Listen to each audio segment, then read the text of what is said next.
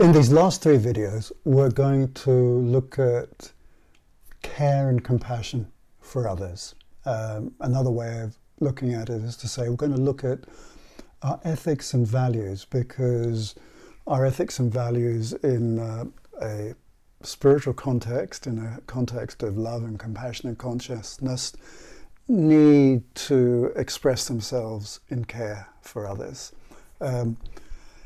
This is partly to do with being a good person, and it also has some wonderful benefits for our well-being as well. In terms of being a good person, it's obvious, isn't it, that it's not sufficient to just be a person who's concerned with our own health, my own health, my own well-being, my own care, my own inner smile, all that kind of stuff. There's a narcissism, a selfishness, an egocentricity that can come into it if all you're concerned with is caring about yourself. It doesn't turn you into a good human being. And it's important for us in this program that we come out of it as a more developed creature, as a better person, as someone who gives more compassion and care to the world around us. And in that context, it's really helpful and useful for people to just tick off and affirm what their values are.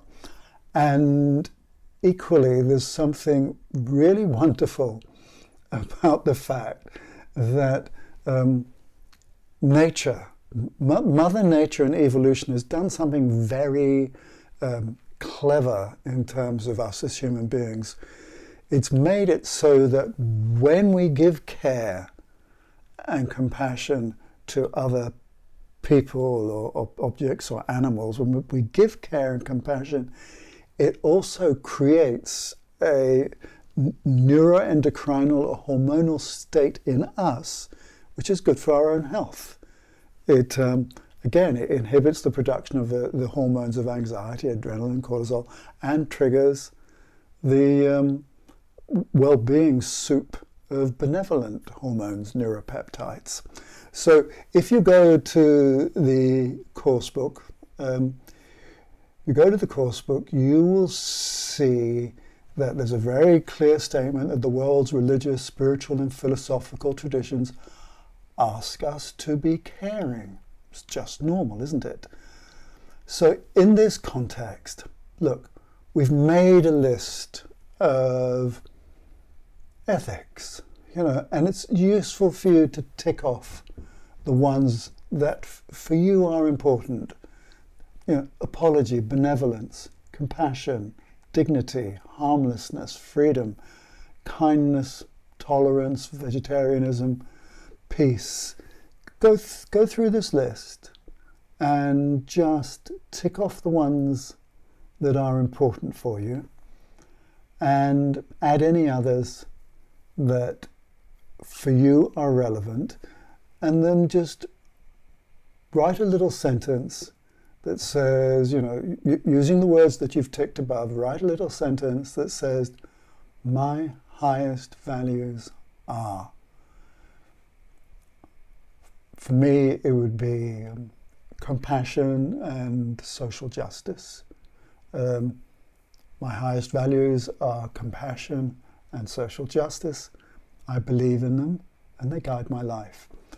And you'll find that in moments of crisis and stress and circumstances that you may think are unfair or hostile, that by just pausing and doing a mixture of things. There's a lot of times where I'm not going to, these things are not structured like you do one, then the other, then the other, then the other.